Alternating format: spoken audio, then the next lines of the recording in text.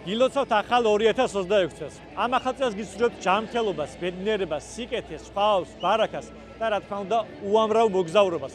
ახლა ვიმყოფები ამერიკის შეერთებულ შტატებში, კერძოდ ნიუ-იორკში, რომელიც ალბათ საშობაოდ საახალწლოდ ერთ-ერთი ყველაზე ჯადოსნური ადგილია. მომდევნო დღეების განმავლობაში ვესტები მოვინახულო ყველა ის საინტერესო ადგილი, რომელიც დაკავშირებულია როგორც ნიუ-იორკთან, ისე საშობაო განწყობასთან. ერთად გავატაროთ ეს ახალი წელი ჯადოსნურად და ისე როგორც ახალ წელს შეეფერება. მოკლედ, დავიწყოთ ჩვენი საახალწლო მოგზაურობა.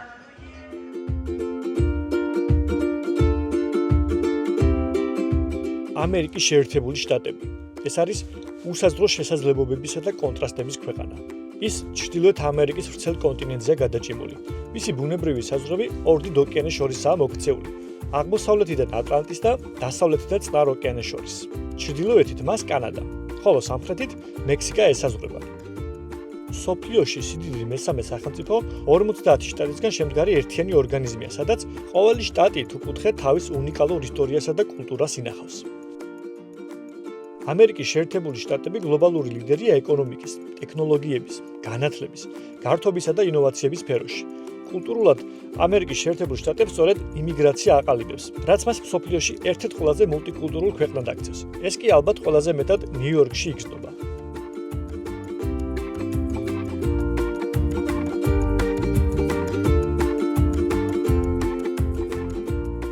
ნიუ-იორკში ჩამოსვლა არაერთი გზითაა შესაძლებელი, ვინაიდან უამრავი ავიაკომპანია დაფრინავს. უშუალოდ ნიუ-იორკში ორი აეროპორტია. ეს არის კენდის სახელობის საერთაშორისო აეროპორტი და ლაგვარდია. რაც შეეხება ჩემს ფენას, თბილისიდან ჯერ სტამბოლში გადავფრინდი, ხოლო სტამბოლიდან პირდაპირ ჩამოვფრინდი კენდის სახელობის აეროპორტში. ჩემს გარშემო ძალიან ბევრი ადამიანს საინტერესებდა დეტალები საზღვარგარეთის შესახებ და თქვენს გაგიზიარებთ ამ ინფორმაციას. სიმართლე რომ გითხრათ, წინა წლებთან შედარებით დიდი განსხვავება არ მიგზნია. ის ადამიანები, ვინც პირველად კვეთენ საზღვარს, მაქსიმალურად ყველაფერს ეკითხებიან. ეს იქნება სამოგზაურო მიზნები, გეგმები, სასტუმრო, ფინანსები, როგორც ხდება ყველა ქვეყანაში. რაც შემეხება მე, არაფერი არ ვკითხავთ, მაგრამ ეს ალბათ იმით არის განპირობებული, რომ ამერიკის შეერთებულ შტატებში უკვე მესამედ მოგზაურობ. ნიუ-იორკის ქუჩაში ვარ უკვე გამოსული, ახლა მართალია 9 საათიანმა საწყისრულებამ გარკვეულწილად იმოქმედა, მაგრამ იმდენად ბევრი საინტერესო ადგილი გველოდება წინ, რომ დადებითი ემოციები უფრო ჭარბობს და საკმაოდ ენერგიულადაც ვარ, რომ დავათვალიეროთ ეს საინტერესო ადგილები. მოკლედ, დავიწყოთ ნიუ-იორკის აღმოჩენა. საშობაოდ თვითმფრინავის ბილეთის ფასი შედარებით მაღალია. საშუალოდ 1100-დან 1300 დოლარამდე მერყეობს. თუ წინასწარ დაგეგმოთ მოგზაურობას და ადრე შეიძენთ ბილეთებს, შესაძლოა უფრო იაფად ნახოთ. იგივე ეხება სასტუმროებსაც. ზოგადად ნიუ-იორკში სასტუმროს ფასი ყველა სეზონზე მაღალია. მაგრამ საშობაო პერიოდში, როცა სასტუმროებზე დიდი მოთხოვნაა, ფასი განსაკუთრებით იზრდება. ორადგილიანი ნომრის საფასური 250 დოლარიდან იწყება და რამდენიმე 1000 დოლარამდეც კი აღწევს. პირადად მე ნიუ-იორკში ყოველთვის ჩემი მეგობარი ოჯახი მიწევს მასპინძლობას, რისთვისაც მას ერთ-ერთად სუღმესი მადლობა მინდა გადაუხადო. აქვე მინდა აღვნიშნო, რომ ნიუ-იორკში ბევრი ქართველი ცხოვრობს. თუ თქვენს დაგეგმავთ ნიუ-იორკში მოგზაურობას, ალბათ არ გაგიჭირდებათ ნათესავისა თუ ახლობლის ნახვა, რომელიც სიამოვნებით გიმასპინძლებთ. ეს საგრძნობლად შეამცირებს თქვენს სამოგზაურო ხარჯებს და სიამოვნებას მიენიჭებთ მასპინძლებს.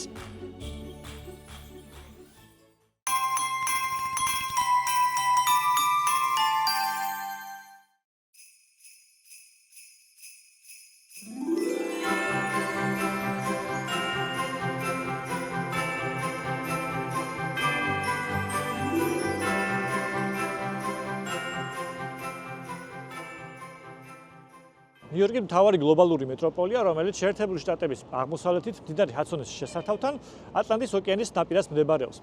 ის ყველაზე მჭიდროდ დასახლებული ქალაქია და კულტურული, ეკონომიკური და მედია დედაქალაქის ფუნქციას ასრულებს. ამ ქალაქში 8 მილიონზე მეტი ადამიანი ცხოვრობს, რომლებიც 100 მეტ ენაზე საუბრობენ. სწორედ ეს ხდის ნიუ-იორკს ასეთ განსაკუთრებულს. ეს არის ქალაქი, რომელიც იმიგრანტებმა, უცნობებმა და შეუჩერებელმა მოძრაობამ ააშენეს. ამ ენერგიას ნიუ-იორკის თითოეულ ქუჩაში იგრძნობთ. საშობაო საახალწლო ნიუ-იორკი, რა თქმა უნდა, ღამით უფრო შთამბეჭდავია, როდესაც ქუჩები განათებულია, შენობები მორთულია საახალწლო განათებებით და ყველაფერი მწყინავს, მაგრამ სანამ დაღამდება, რამდენიმე საინტერესო ადგილის მონახულებას ვაპირებ.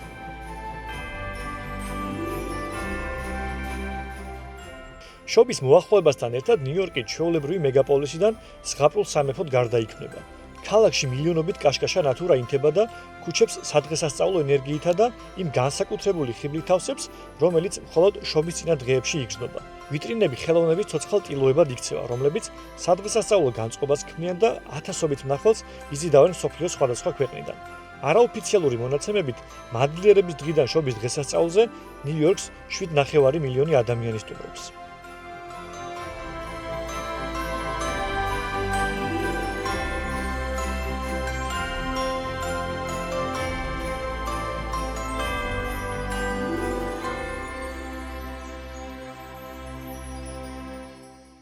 ნიუ-იორკთან და შობასთან დაკავშირებით უამრავი ფილმია გადაღებული. თუმცა ალბათ პირადად ჩემი და არა მარტო ჩემი, არამედ სხვა ადამიანების ბავშვობის ერთ-ერთი გამორჩეული და საყვარელი საახალწლო საშობაო ფილმი არის მარტო სახლში. რომელთაგან მეორე ნაწილი სწორედ ნიუ-იორკში იმ ადგილას არის გადაღებული რაღაც სცენები, სადაც ახლა მე ვიმყოფები. ეს არის ნიუ-იორკის ცენტრალური პარკი და თუ გახსოვთ, კევინი როდესაც მოდის ცენტრალურ პარკში, წედების სცენა, ხიდის სცენა სწორედ ამ ადგილას მოვედი ახლა. და სწორედ ახლა გადავალ იმ ხიდზე, სადაც კევინი გადაირბეს. რა თქმა უნდა, იქიდან გამომდინარე, რომ ძალიან პოპულარულია ეს ადგილი. ყოველთვის უამრავი ადამიანია, როგორც წავიკითხე, აქ პირველად ვარ. მაგრამ შემიძლია თქვა, რომ სამუშაო დღეს, როდესაც ამდენი ადამიანი არის, ძირითადად რა თქმა უნდა, ტურისტები მოძრაობენ. თვალსაჩინოა, რომ ამდენად პოპულარული ადგილია. ასაც უყურებ, ბავშვები ძალიან ბევრი არიან. იმის მიუხედავად, რომ საკმაოდ ძველი ფილმია, ალბათ პოპულარობას არ კარგავს. ბავშვობაში კი არა, ხანდახან, როდესაც ეს პერიოდია, მეც კი უყურებ ხოლმე და ვიხსენებ ბავშვობას. ვინაიდან მართლაც ერთ-ერთი გამორჩეული და საყვარელი ფილმია საახალწლოდ. ამ ხიდს გებსტოუს ხიდი ჰქვია. ის ცენტრალური პარკის ერთ-ერთი უძველესი საფეხმავლო ნაგებობაა. ხიდი თავდაპირველად 1874 წელს ხისგან ააშენეს. 1896 წელს კი ქვით შეცვალეს, რამაც მას დღევანდელი ძველებური ერი შესძინა. ის დღემდე რჩება პარკის სტუმრების საყვარელ ადგილად, საიდანაც ნიუ-იორკის ხედებით ტკბობაა შესაძლებელი. ცენტრალური პარკი მსოფლიოში ერთ-ერთი ყველაზე ცნობილი ურბანული პარკია. მანჰეტენის გულში მდებარე პარკი 59 ქუჩიდან 100 ქუჩამდეა გადაჭიმული და 853 ჰექტარს მოიცავს, რაც ქალაქის ცათამბჯენების შორის უზარმაზარ მწვანე სივრცეს გვთავაზობს.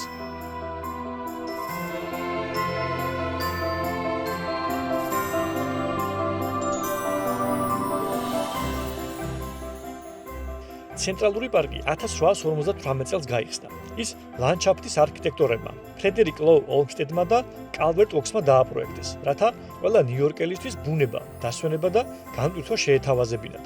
პარკი გამოირჩევა მდელოების, ტყეების, ტბებისა და ბაღების მრავალფეროვანი ლანდშაფტით. ცენტრალ პარკი ნიუ-იორკელების საყვარელი დასასვენებელი და გასართობი ადგილია. ცენტრალურ პარკში შესაძლებელია ფეხით სიარული, სირბილი, ველოსიპედით სეირნობა, პიკნიკი და ასე შემდეგ. აქ იმართება სხვადასხვა სახის ღონისძიებები. საშობაო პერიოდში პარკში ყინულის საციგურაო მოედნები და სივრცეებია მოწყობილი, სადაც სხვადასხვა წარმოდგენა იმართება.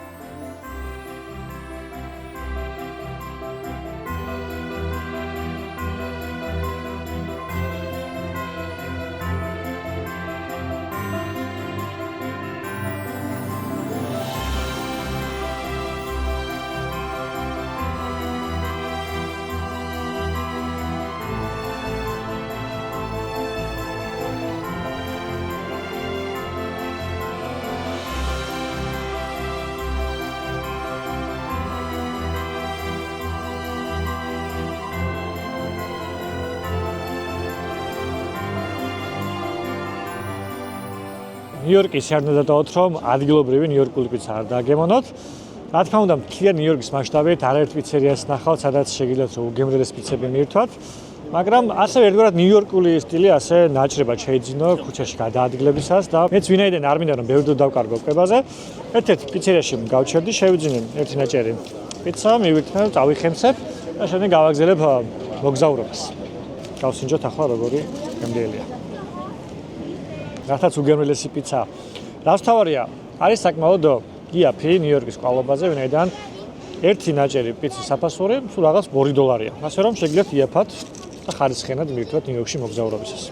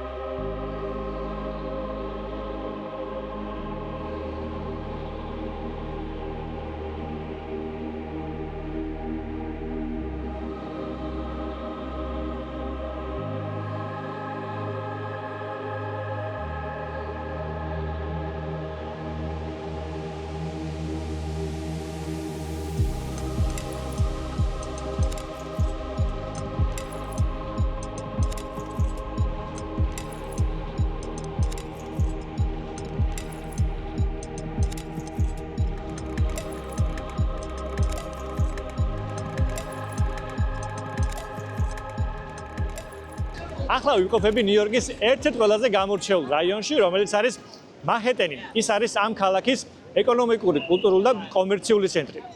თუ დავაკვირდებით, უკაც დავინახავთ, რომ მანჰეტენი არის კუნძული, რომელიც შემოსაზღვრულია 3 მდინარით. ის ნიუ-იორკის სხვა რაიონებსა და ასევე შტატს ნიუ-ჯერსის უკავშირდება ხიდებით, წყალქვეშა გვირაბებითა და ბორანით. ის ცნობილი ადგილები და ქუჩები, რომელიც ნიუ-იორკის შესახებ ხსმენია, სწორედ მანჰეტენზე მდებარეობს, როგორიცაა Wall-Street, Times Square, Broadway. დღეს გადაწყვეტილი მაქვს, რომ სწორედ ეს ადგილები მოვინახულო, მე მზად ვარ, მოკლედ დავიწყოთ მანჰეტენის აღმოჩენა.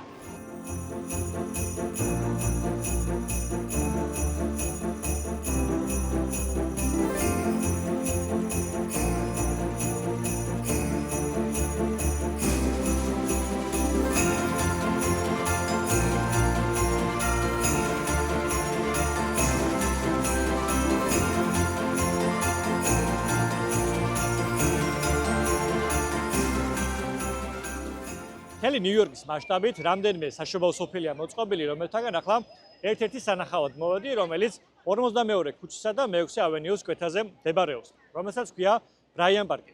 სხვა საშობაო სოფლების მსგავსად, აქ შეხვდებით ტრაფიკების ობიექტებს და სუვენირების მაღაზიებს, სადაც შეგიძლიათ შეიძინოთ ხელნაკეთი ნივთები. ამერიკულ საშობაო სოფელში არასდროს არ ყოფილვარ, ამიტომ ახლა წავიდეთ ერთად ვნახოთ, რითი განსხვავდება ის ევროპელი საშობაო სოფლისგან.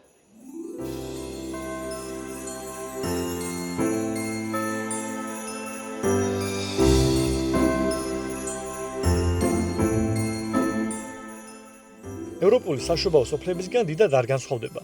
თუმცა, ერთი შეხედვით, აქ უფრო ქაოტური მოძრაობა და დიდი რიგებია დახლებთან. აქვე არის საციგურაო მოედანიც, ვისაც სრიალი უყვარს, კარგი შესაძლებლობაა ისრიალოს, გაილამაზოს დღე და აქაური ატმოსფერო უკეთესად შეიგრძნოს.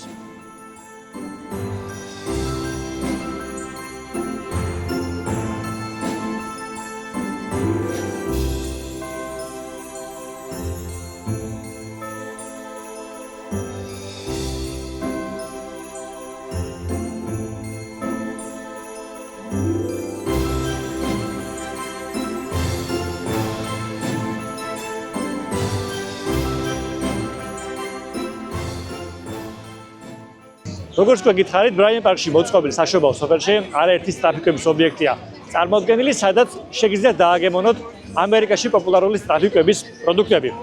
რომელთაგან ერთ-ერთი გამორჩეულია ჩემთვის ქონდოგი, რომელიც აქამდე არ დამიგემოვნებია და სწორედ ახლა რიგში ვიყოფები და იმედი მაქვს უახლოეს წუთებში შევიძენ და თქვენთან ერთად დავაგემოვნებ.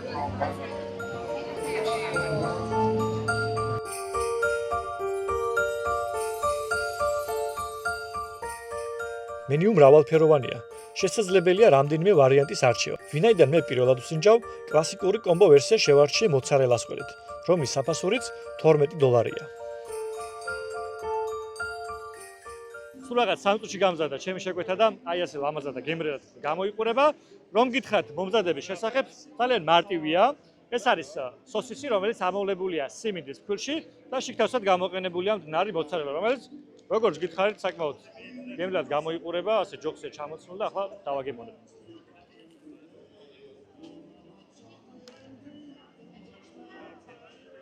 უგემრიელესია.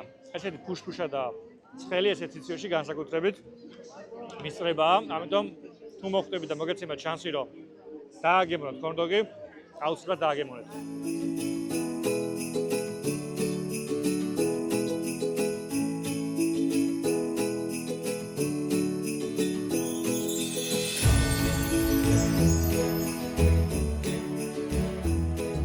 ცივი ამინდის მიუხედავად გარემო თბილი და სასიამოვნოა. ქუჩები სავსეა ადამიანებით, რომლებიც აღტაცებულების სეირნობენ. ნაცნობი ღირსშესანიშნაობები კი სადღესასწაულო განათების ქვეშ კიდევ უფრო მიმზიდველად გამოიყურება. ნიუ-იორკი ცნობილია ურბანული ქალაქისთვის დამახასიათებელი გამორჩეული ენერგიით. გაწერილი გეგმის გარეშეც რომ გადაადგილდეთ, ეს გარემო ყველა ქუჩაზე დაგხვდებათ.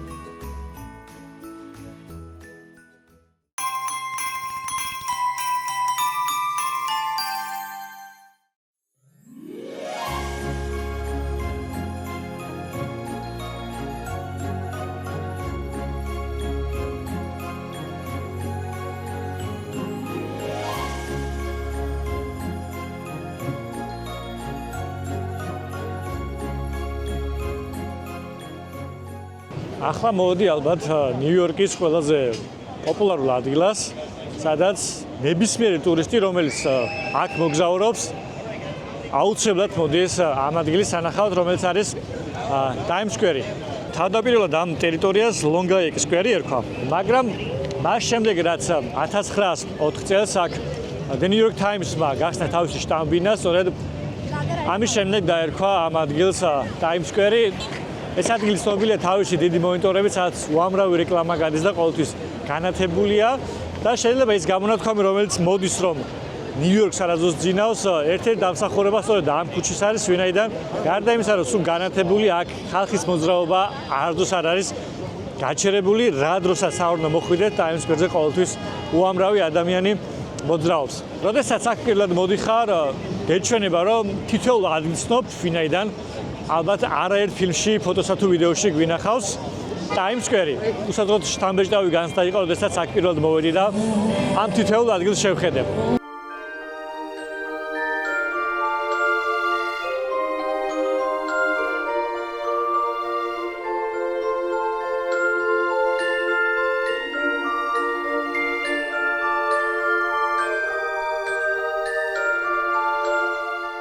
კომერციული ქაოსის მიღმა Times Square ინარჩუნებს თავის უნიკალურ კულტურულ ხილს. ქუჩის არტისტების, მუსიკოსებისა და ფერადი პერსონაჟების სიმრავლე ამ სივრცეს განსაკუთრებულ ენერგიას ძენს და მას ცოცხალ, ღია ცისქვეშა თეატრად აქცევს.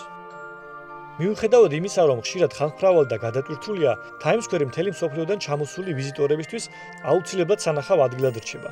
არსებობს ასეთი გამოთქმა, რომ ნიუ-იორკში სხვა ცხოვრების ტემპია, ყველაფერი აჩქარებულია. ნიუ-იორკის დაუდეგარი პულსაცია ყველაზე მძაფრად სწორედ აქ, Times Square-ზე იგრძნობა. წლების წინ, როცა აქ პირველად მოხვდი, ვიგრძენ ის, რასაც ვერც ერთი ფილმი თუ ფოტო ვერ გადმოცემს.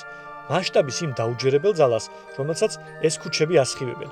ეს არის უცნაური გრძნობა ადგილის მიმართ, რომელიც თითქოს ყოველთვის იცოდი, მაგრამ მხოლოდ ახლა აღმოაჩინე მისი ნამდვილი სახე. ეს იყო ამაღელვებელი განცდა, რომელიც დროსთან ერთად კი არ ნელდება პირიქით. ყოველი მომდენო სტუმრობისას უფრო მეტად მძაფრდება.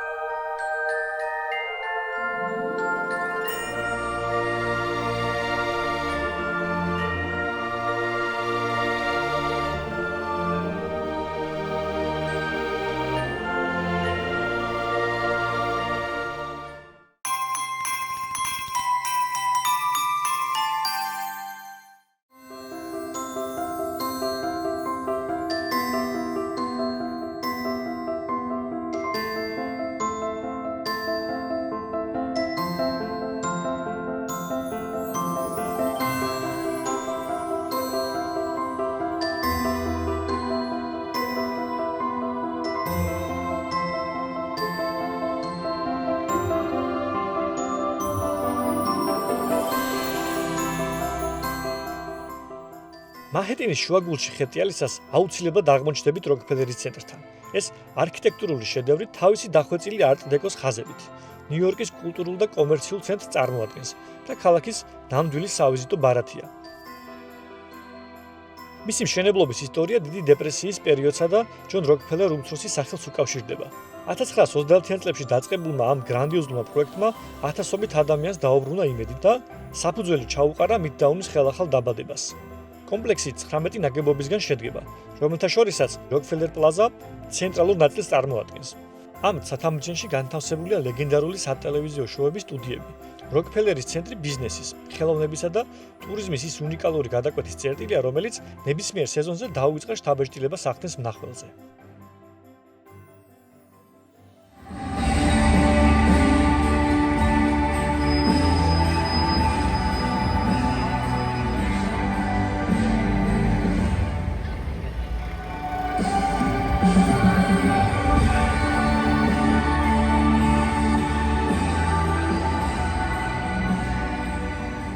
ახლა მოვედი საშუალო ნიუ-იორკის ცენტრალურ ნაწილში, შეიძლება ითქვას, რომ გულში, ვინაიდან აქ მდებარეობს ცნობილი როკფელერის ნაძვისხე და აქვეა საციგურაო ყინულის მოედანიც.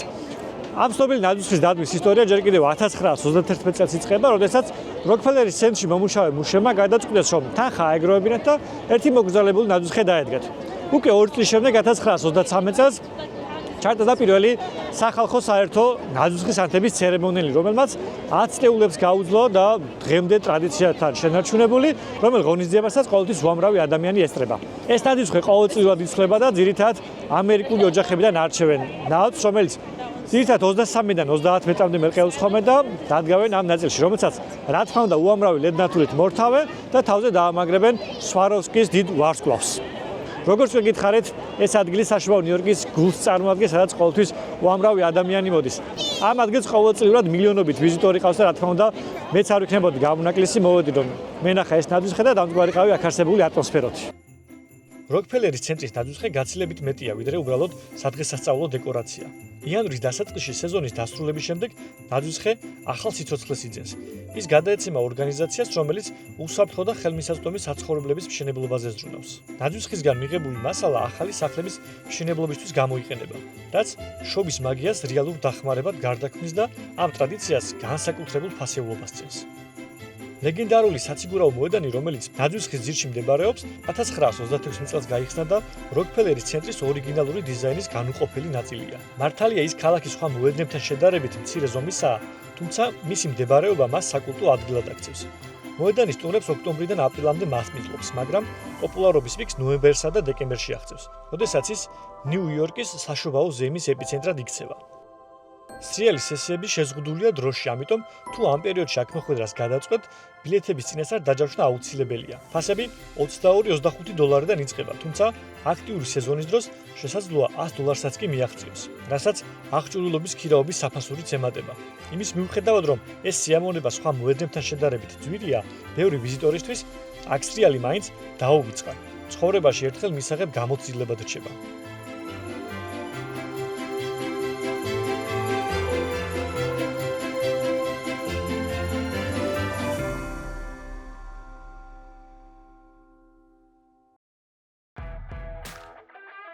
დღევანდელი გადაცემა აქ სრულდება, მაგრამ გრძელდება ჩვენი ნიუ-იორკული თავგადასავალი. შემდეგ გადაცემაში უფრო ახლოს გავეცნობით ქალაქს, რომელსაც არასოდეს ძინავს. არ გამოტოვოთ.